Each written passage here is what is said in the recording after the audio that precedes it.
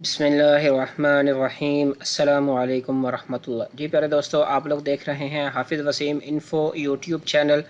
आज की वीडियो में प्यारे दोस्तों विज़िट वीज़ा के मुतल्लिक और एतमाद के मुतल्लिक कुछ सवाल थे कुछ भाइयों के, उनका जो जवाब देने की कोशिश करूंगा। प्यारे दोस्तों, इस वीडियो को जो है वो पूरा देखिएगा। अगर आप भी जो है वो फैमिली विज़िट वीज़ा पे अपनी फैमिली को बुलाना चाहते हैं या आपके पास वो हैं, तो इंशाल्लाह ये वीडियो आपके लिए जो है वो इन्फॉर्मेशन वाली होगी। अब सबसे पहले जो है वो हम यहाँ पे कमेंट्स बॉक्स में आते हैं और अपने एक भाई हैं अदनान महमूद का, उनका जो है वो सवाल देख लेते हैं। उनका सवाल ये है कि भाई अपॉइंटमेंट एक साथ फैमिली की नहीं मिल रही थी, क्योंकि इशू नहीं थी, कोई इशू आ रहा था। मैंने अलग अलग ले ली है, सेम टाइम है। एतमाद ऑफिस में इशू तो नहीं होगा? ठीक है जी। ये इनका असल में सवाल ये है कि जब इन्होंने एतमाद के जब इन्होंने एतमाद के वेबसाइट पे जाके अपॉइंटमेंट ली है, तो वहाँ पे भाई आपने जो है वो वहाँ पे इंडिविजुअल जो है वो सिलेक्ट किया है, आपने फैमिली नहीं सिलेक्ट किया। अगर आप उधर फैमिली सेलेक्ट करते तो फिर नीचे ऑप्शन आ जानी थी आपकी फैमिली के कितने मेंबर हैं, एक हैं, दो हैं, तीन हैं, चार हैं।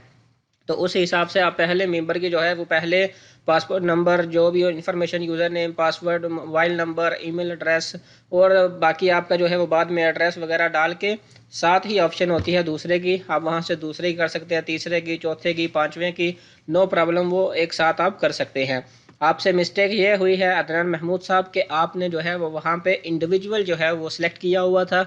इंडिविजुअल सेलेक्ट करके आप जो है वो फैमिली की जो है वो अपॉइंटमेंट ले रहे थे। अब ये तो हो गया इनका सवाल जी। अब नीचे चलते हैं जी, नीचे आते हैं तो दूसरा सवाल जो है वो भाई का देख लेते हैं कि दूसरा सवाल क्या है हमारे सामने। अस्सलाम वालेकुम भाई, क्या फॉरेन अफेयर लाहौर वाले डोमेस्टिक अटेस्टेड कर रहे हैं? प्लीज़ गाइड कर दें। तो जी प्यारे दोस्तों, मैं आपको यहाँ पे बताता चलूँ कि ये इफ्तिखार साहब हैं जी, इफ्तिखार सुमरा इफ्तिखार, शायद इफ्तिखार सुमरा इफ्तिखार जी। तो आपका जो सवाल है कि क्या जो है वो पेपर वगैरह फॉरेन अफेयर से टेस्टेड हो रहे हैं, तो इसका जवाब है जी, जी हो रहे हैं। आपने सिंपल जो है वो आप ख़ुद नहीं जा सकते, मैं पहले भी वीडियो में बता चुका हूँ। आपने टीसीएस ऑफिस में जाना है अपने सारे पेपर लेके। अगर तो आपकी जो सिर्फ वाइफ आ रही है तो आपने अपने एक सीएनआईसी कॉपी कॉपी उनको दे देनी है, और एक आपके वाइफ के सीएनआईसी की कॉपी, और आप उसके साथ आप जो उनका निकाहनामा है वो जो है वो अटेस्टेड करवाना चाहते हो, तो ये तीन चीज़ें जो हैं वो आपने लेकर चले जाना है टीसीएस दफ्तर। और वहाँ पे जाके आप लोगों ने उन टीसीएस दफ्तर वालों को जो है वो कुछ पैसे आपसे लेंगे, शायद 600 रुपये से लेके 850 रुपये तक वो आपसे चार्जेस लेंगे। और आपको जो है वो आपके पेपर ये सब और फीस जो है वो खुद ही एतमाद वालों के साथ उनका कॉन्ट्रैक्ट है टीसीएस वालों का, तो वो खुद ही जो है वो आपको आपके पेपर जो है वो मिनिस्ट्री ऑफ फॉरेन अफेयर में सेंड कर देंगे। और कुछ दिन का टाइम जो है वो दरकार होगा, जैसे 8 से 10 दिन, 12 दिन भी लग सकते हैं।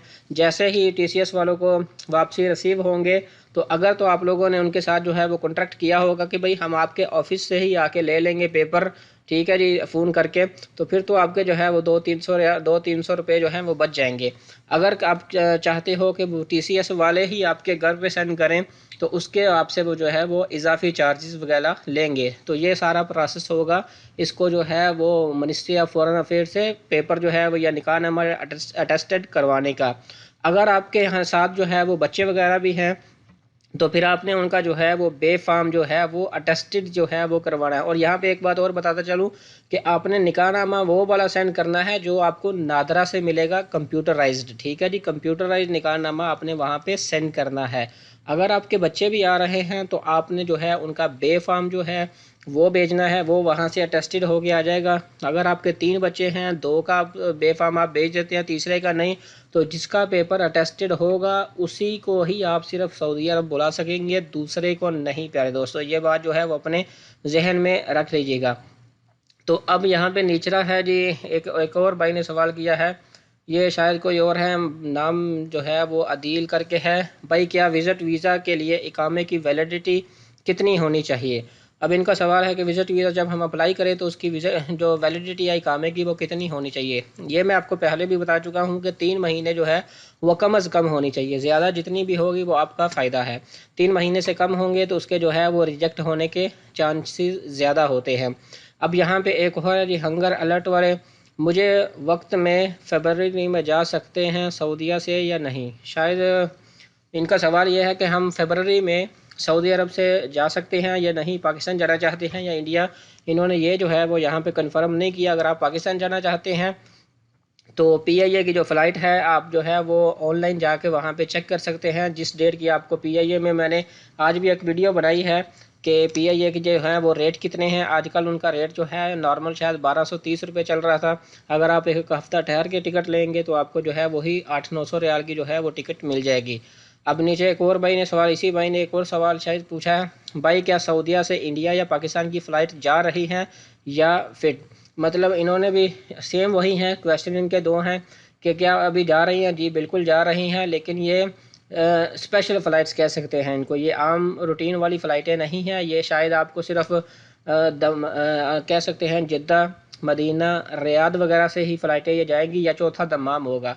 बाकी जो है ये यहाँ से हर रोज़ भी शायद ना जाएं, लेकिन जद्दा से शायद जो है वो डेली की फ़्लाइट हो। आज मैंने चेक किया था तो तकरीबन 2-3 दिन फ़्लाइटें थी, आगे चौथा दिन खाली था। इसलिए इस तरीके से आप जो है वो पीआईए की जो वेबसाइट है वहाँ पे आके जब चेक करेंगे, अगर तो आपको टिकट शो हो रही है उस डेट की, जैसे आज से 10 दिन के बाद आप जाना चाहते हैं तो आप वहाँ पे जाके अपनी टिकट जो है वो बुक कर सकते हैं उसी डेट में, सेम डेट में। ठीक है जी।